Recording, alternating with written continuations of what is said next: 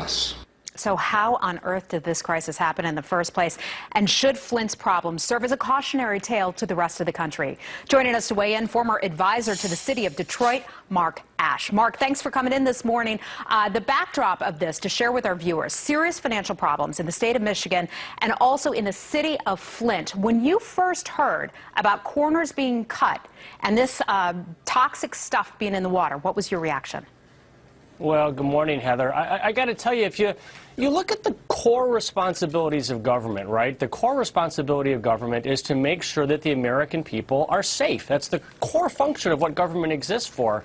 And so whether it's safe from those that would do us harm, foreign and domestic, whether it's making sure that we have safe food supplies. Well, they failed to do that. They failed to do that here. And there are toxins in the water. Was that done just to save some money because of the financial problems that Flint was in? So I think if you put it in that context, the other cornerstone is obviously to have safe water. And we're in a situation in Flint where they overspent for years 60% more money than they took in every year. And what that leads to is exactly to that point where you bring in an emergency manager. You can't afford what you do today, so they go to an inferior water supply simply to save money.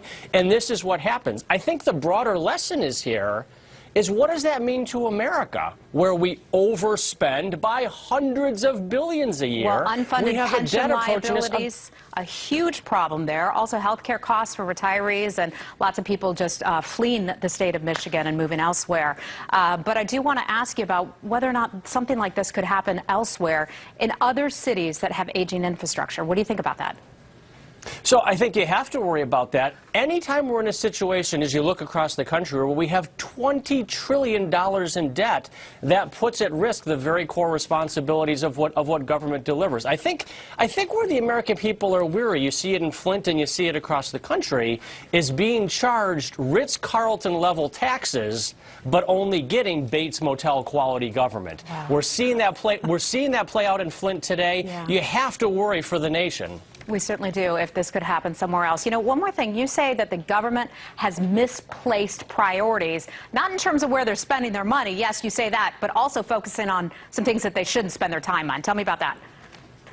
Well, you look at, you know, the debate that we want to have over climate change, for example, while we don't have the ability to provide people in Flint with clean drinking water. You know, coming here today, as we all did to the studios, we had a 1 in 9 chance of driving across a bridge that is structurally deficient. Yeah. And we simply can't continue to have these... To say that we're spending too much time on PC stuff.